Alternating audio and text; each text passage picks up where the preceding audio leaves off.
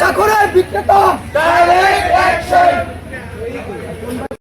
এই মাদক থেকে দূরে থাকতে পারি, এই মাদক সমাজ থেকে আমাদের শান্তিভাবে কেমনে বসবাস করতে পারি, এটা কার আজকে আমাদের ওয়াদা দিয়ে দেবো। আমি একটু কথা বলি, এটা নড়িয়া থানার খুব কাছাকাছি বৈশাখী পাড়া। বৈশাখী পাড়া হাতে গোনা 4-5টা লোকের কারণে এই আমাদের কাছের কিছু ছোট ভাই ব্রাদার বিভিন্নভাবে এই মাদকের সাথে আসক্ত হচ্ছে, এবং কি যেইখানে মাদক বিক্রি হয় শুধু ওই এলাকার মানুষ যেন এই মাদকটা সেবন করে তা না, এটার পাশাপাশি দূর দূরান্ত থেকে মানুষ এসে বিভিন্নভাবে অকারেজ করার সুযোগ পায়। সেই ক্ষেত্রে এখানে হাতে গোনা 3-4 জন লোক আজকে একজন ধরে নিয়ে গেছে। এখানে আইনের লোকও এখানে আছে আমাদের, কিন্তু আমাদের যেই বিষয়টা হয়েছে আমি 12টা একটার দিকে আমি যতটুকু শুনতে পারছি, এটা আমিও জানার চেষ্টা করব যে তারা নিজেরা বলছে যে আমাদের এইখানে কেউ কিছু করতে পারবো না, আমরা পুলিশে বিভিন্নভাবে টাকা পয়সা দিয়ে 3 জন পুলিশ আমাদের কাছে ডাইরেক্ট টাকা নেয়।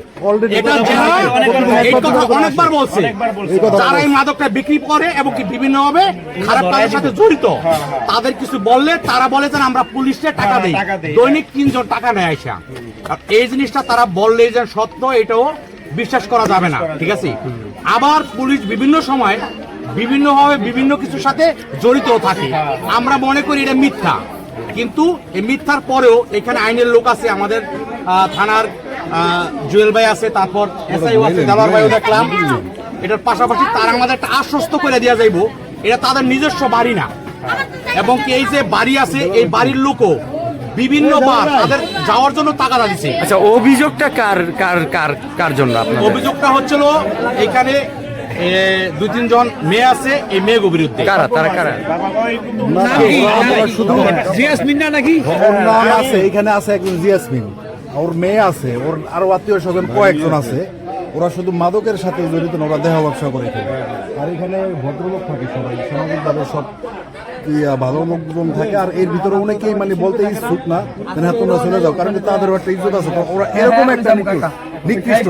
আমি নিজে এইখানে 2 মাস ধরে বা 2.5 মাস ধরে নদীর পাড়ে একমাত্র এইখানে একটা ফ্যামিলি ভাড়া থাকে, তাদের নিজের জায়গা না, ভাড়া থাকে, তাদের উঠানোর জন্য বহুত চেষ্টা করতেছে। এবং যে এই বাড়িওয়ালা উনিও চেষ্টা করতেছে, উনি আমার কাছে, ওনার কাছে, এবং থানায় একটা কমপ্লেন করছে ওনাকে শুধু উঠানোর জন্য। কিন্তু কিছু কিছু লোকের আশকারায়, আর ওই যে আমার বড় ভাই অলিল ভাই বলছে যে হ্যাঁ আসলে কথাটা সত্য, এখানে পুলিশটা নাকি টাকা দেয়, কিন্তু আমরা এটা বিশ্বাস করি না যে না পুলিশটা টাকা দেয় কিনা। আর যদিও পুলিশটা টাকা দিয়ে থাকে আর অন্য কিছু করে থাকে, তো এটা তো অন্যায়, এটা একবারে অন্যায়। কিন্তু আমরা এটা বিশ্বাস করি না যে না পুলিশে টাকা দেয়। এটা ওরা একটা মানে একটা সৃষ্টি করতে দেয় না, ওদের কিছু না আটকায়। আচ্ছা, উনিটাকে আমরা একটু ক্লিয়ার হতে চাচ্ছিলাম যে আজকে আপনার আসলে সে বিক্রেতাটা কে, তার নামটা একটু যদি ক্লিয়ার বলতে। হচ্ছে এইখানে একজন আছে স্বপন,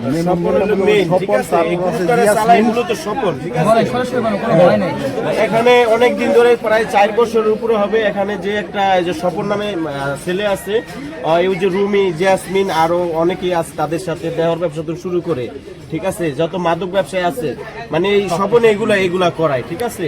স্বপনকে এর জায়গার স্থানীয় না, ওর বাড়ি নদীর ওপারে। নদীর ওপারে কিন্তু কয়দিন আগে যে ওর বাড়িতে আমরা কিছুদিন আগে আমরা গেছিলাম, মসজিদের লোকজন আমরা যে তালা মাইরা দিয়ে আসছিলাম, সে তালা আবার খুলে দেওয়া হয়েছে। যে রুমি, জিয়াসমিন বললেন, তারা স্বপনের কি হয়? হ্যাঁ, স্বপনে এগুলো চালায় আর মানে তার কি হয়? এগুলা লোক আত্মীয়, বোন না এরকম না, এরকম কিছু না। এখানে এসে আত্মীয় হয়ে গেছে, যেরকম দেহর ব্যবসা করে, তারপরে বাবা বিক্রি করে। অতীতেও কি এই মেয়েরা কোনো দেহ করছে? যারা এগুলা থামাইতে যায় তাদের নামে একটা রকমের মিথ্যা বানাওয়াট এরকম কিছুই করে মানুষের কাছে আর কি ছোট বানাইতে চায়, ঠিক আছে। আর এরকম ভালো ভালো মানুষ এরকমই করছে। আমরা চাই যে এগুলো বন্ধ হয়ে যাও, কারণ আমাদেরও ভাই ভাবি যায় এরকম নষ্ট হয়ে যেতেছে, ঠিক আছে। আমাদের যুব সমাজটা কিন্তু অনেক নষ্ট হয়ে যেতেছে, এই এলাকাটা কিন্তু অনেক নষ্ট হয়ে গেছে। আমরা চাই এগুলা থেকে মুক্তি। ওর মতন আরো কয়েকজন আছে, ওই সাইডেও আছে কয়েকজন, কিন্তু একজনও আমাদের এখানে থাকতে স্থানীয় না। ওরা মানে ওরা আসে ভাড়া থাকতে, বিভিন্ন জায়গা থেকে আসে, আসার পরে কাজগুলি করে।